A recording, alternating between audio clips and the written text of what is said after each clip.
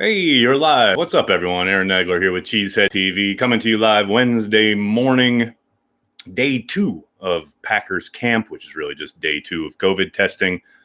The news, fast and furious. Actually, just one piece of news last night. Devin Funchess is opting out. We discussed that here on the channel. And obviously, Aaron Rodgers' comments have been dissected ad nauseum from his sit-down or Zoom session with Kyle Brandt. But always tough to talk about when it comes to the green and gold, especially with the diehards who are already checking in the comment section. Big B is here. Joey the Jaguar. Grassy Posse Nation is in the house. Good to see you, Tom. Pogs, what's up? Janelle, how are you? Happy Wednesday. Look at this damn fine looking group of diehards right here, including Dan. Hildebram, what's up, man? AJ, how are you guys? Hope you all have some coffee or something stronger if you're in another part of the world and you're already in your afternoon, evening. Sounds good. Herbert starts us off with, I'm going to deal with all my life troubles by drinking 4 fingers of tequila. I mean, it's a pretty good way to go about things, right? I've been where Aaron's been when you know all of a sudden, okay, I'm the topic of conversation and I'm going to get lots of calls and lots of texts, etc.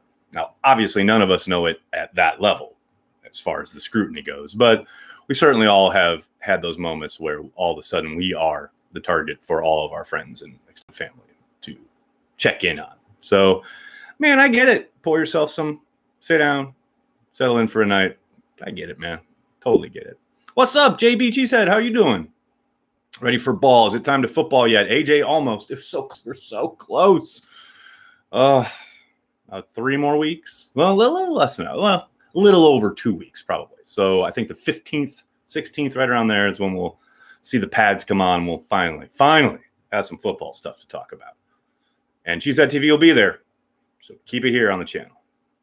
Well, coffee and the Kringle I discovered at Trader Joe's. Kringle, man, I don't miss much about Wisconsin, but I miss Kringle. That stuff is good. My mom used to get fresh Kringle. My grandma used to make it, but my mom used to get it. And we used to have it like pretty much every morning. Oh, that stuff's so good.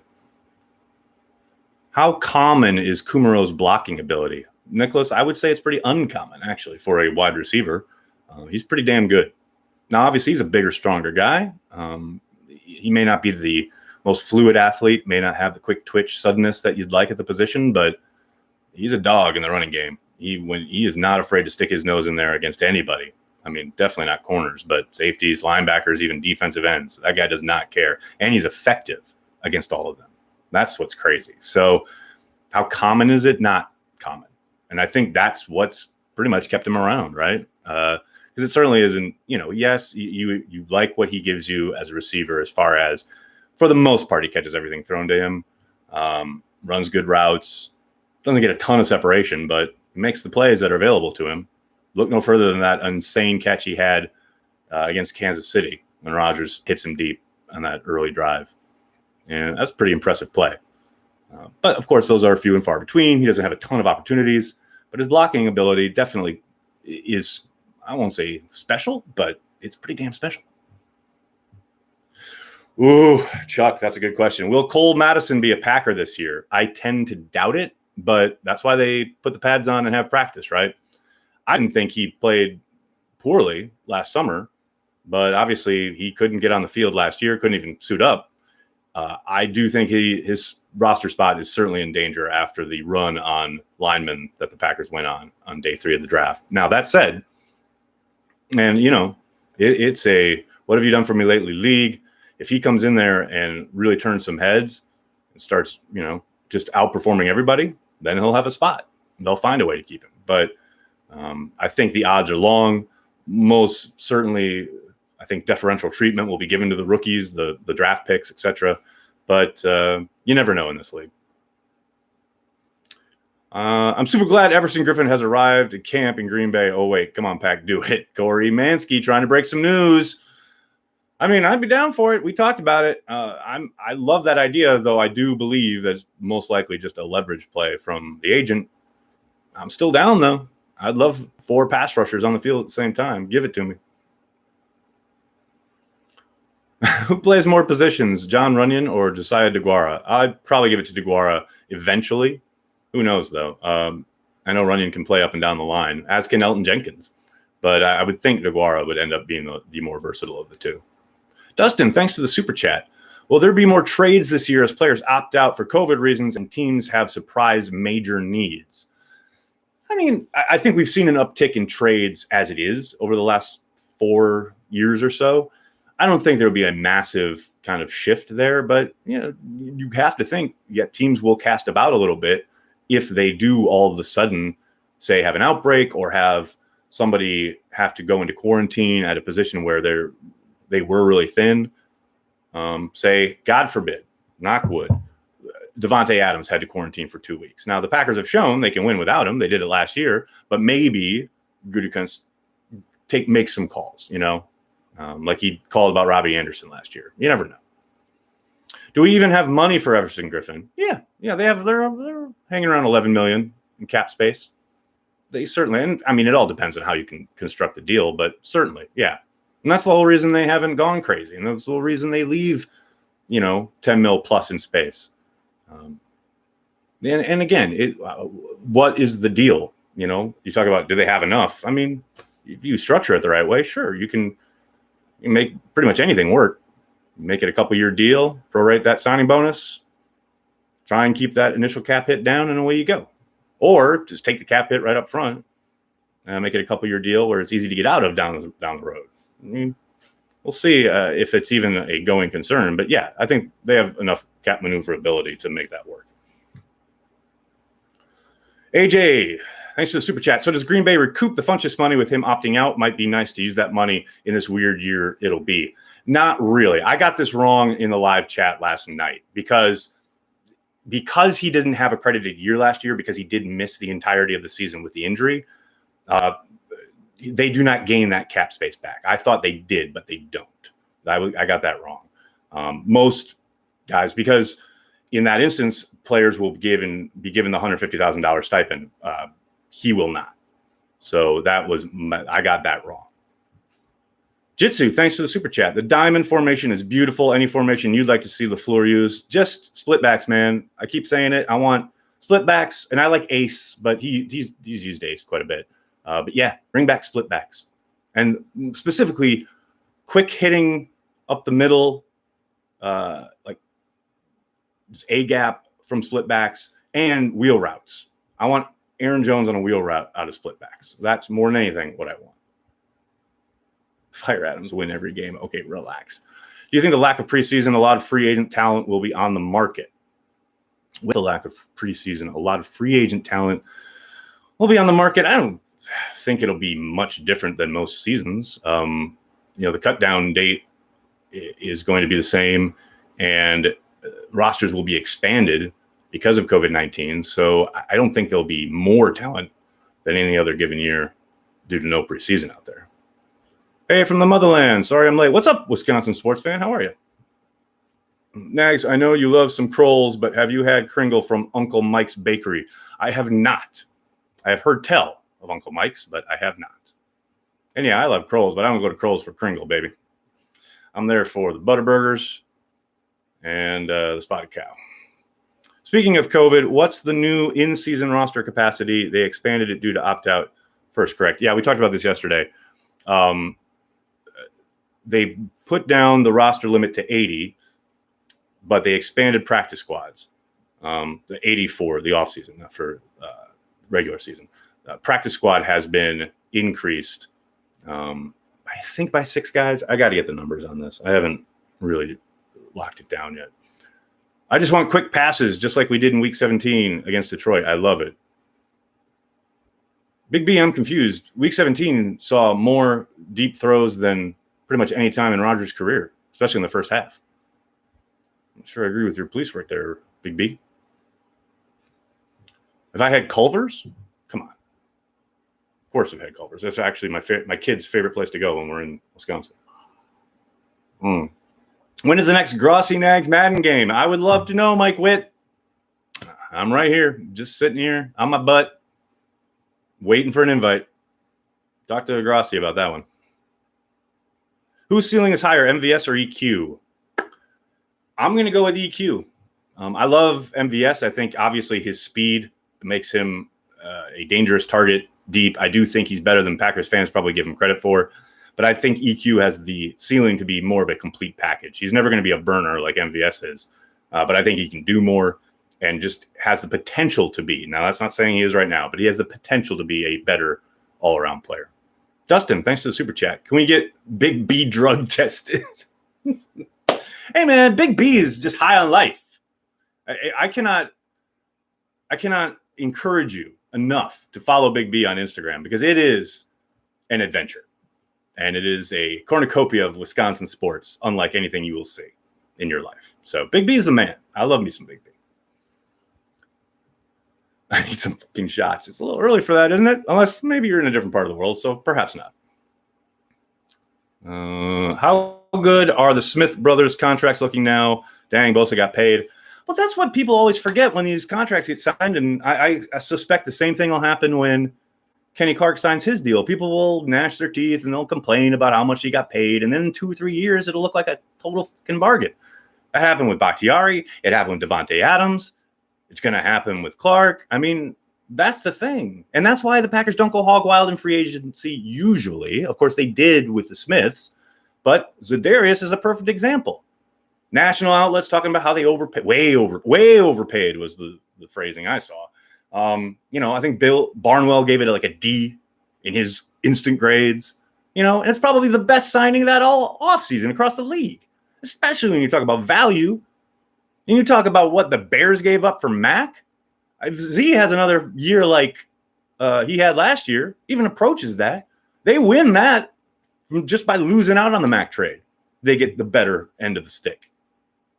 I mean, yeah, just remember that. When Clark signs his deal or when these big deals happen, it's about projecting forward. It's about looking at it not through the lens of the moment, but what it's going to look like 3 or 4 years down the line. And that's something Ted Thompson did a fantastic job of throughout his tenure. And it certainly appears early on that that's the same way the Gutekunst will operate.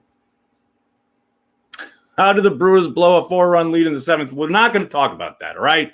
I'm here to talk about the Brewers when they have amazing comeback wins, like they did 2 nights ago. When they blow games they should have won in the 7th, we're just going to pretend it didn't happen. Although, can I just say, Smoke's throw, man, that's something I would have done like in Little League. When that throw to second. That was so bad. Don't get me started, Wisconsin sports fan. Oh, my God. All right, we almost went down a Brewers hole. Can't have it. You're going to get me started on the pitching. I don't want to hear of it. Suter was great in that Back to the Future video they did, but whew, baby, it was a rough outing last night. If Kirksey gets hurt, do we sign Clay Matthews? I doubt it.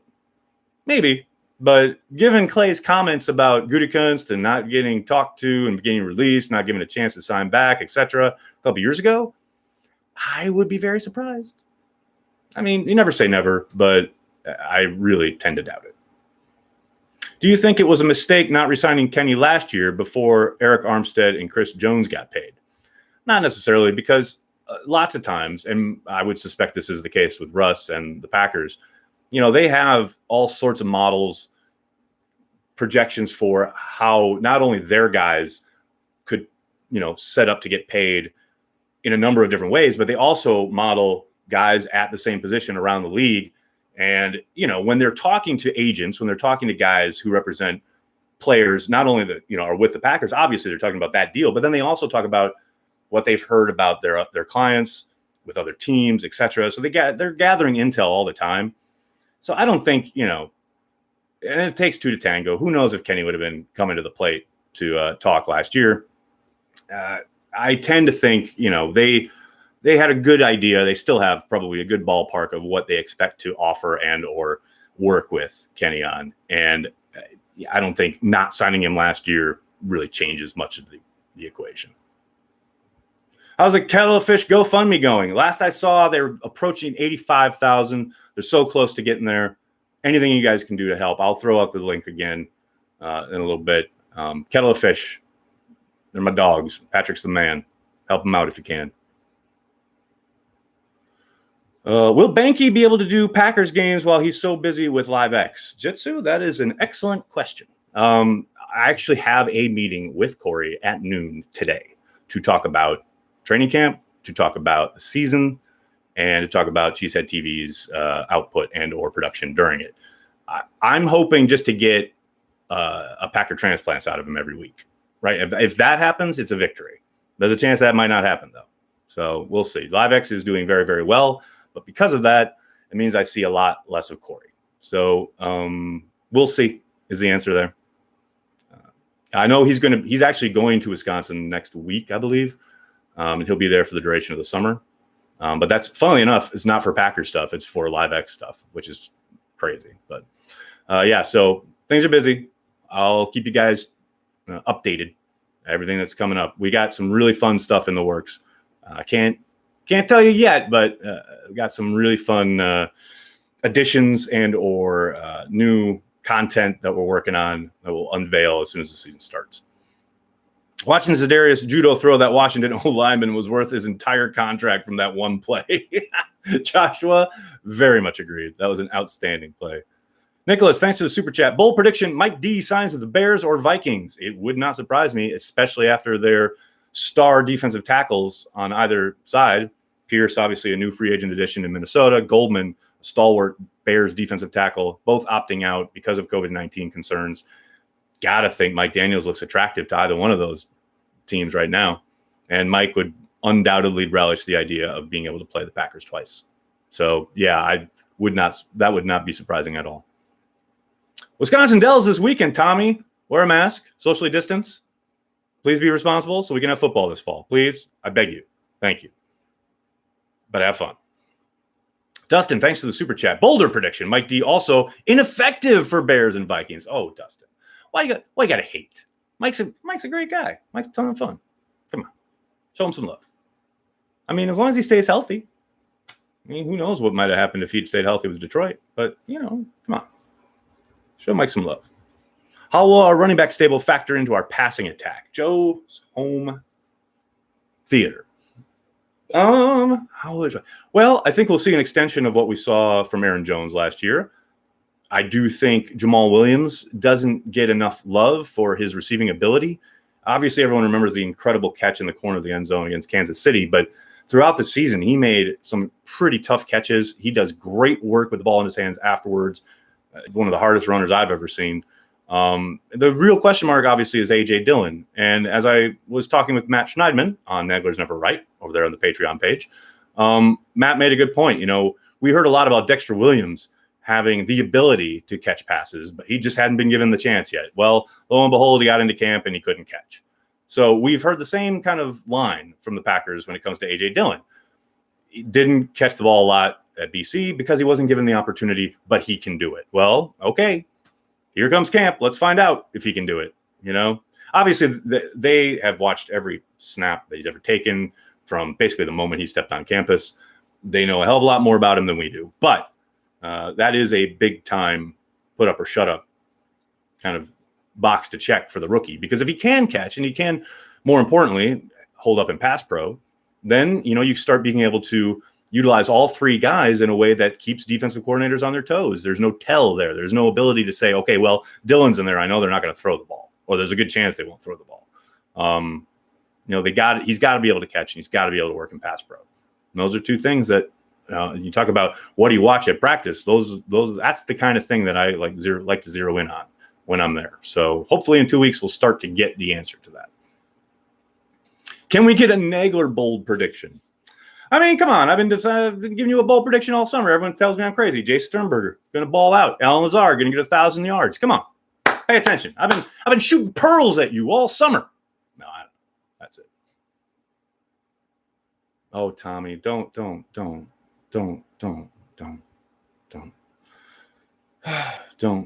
Just don't. Masks work. Just wear them, dude. Just wear them. Just wear them.